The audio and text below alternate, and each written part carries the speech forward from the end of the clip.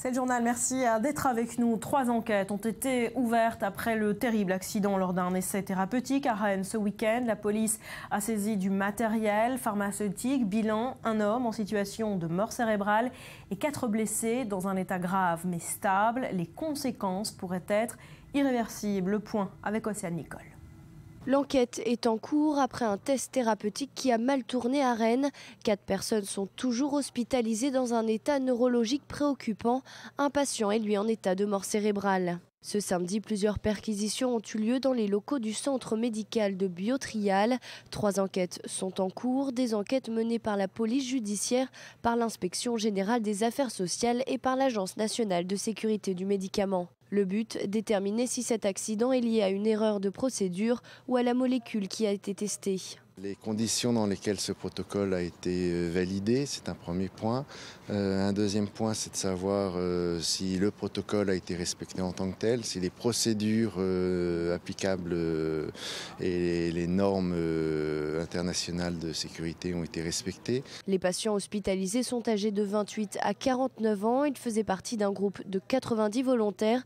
Tous ont testé cette molécule, mais à des doses différentes. Chaque année, des milliers de volontaires participent à ce genre d'essais cliniques, la plupart du temps pour des raisons financières.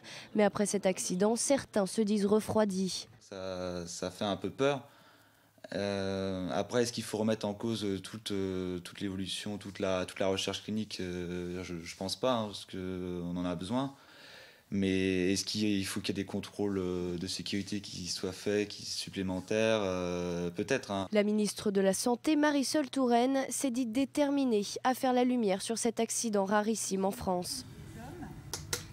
Et on tente de mieux comprendre ce qu'est un essai clinique, en quoi consistent ces expériences thérapeutiques. D'abord, Betsabé, de manière générale, qui sont les candidats retenus? Alors, qui teste? Eh bien, 2 conditions pour répondre aux appels des laboratoires. Il faut d'abord être volontaire, bien sûr. Alors, un entretien est soumis aux candidats.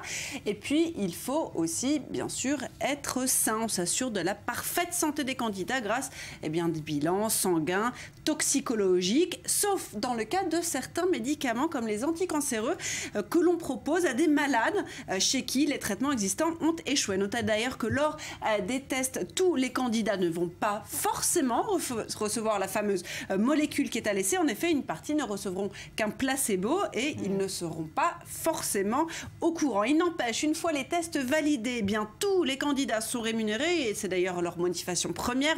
C'est pour cette raison que les cobayes sont souvent des étudiants qui cherchent à gagner de l'argent facilement. Alors un salaire qui est très variable, un essai clinique qui est indemnisé de quelques centaines à quelques milliers d'euros. Voilà, ça peut aller jusqu'à quelques milliers d'euros. Et quelles mesures sont prévues en cas de problème? Alors, il faut préciser qu'en prévention, les essais doivent avoir été doublement validés, à la fois par l'Agence nationale de sécurité du médicament et par un comité d'éthique, en fait, des bénévoles de la société civile, des scientifiques. Alors, le risque zéro n'existant pas, comme on l'a vu, préalablement, le testeur doit avoir été informé de façon transparente des contraintes, des effets secondaires.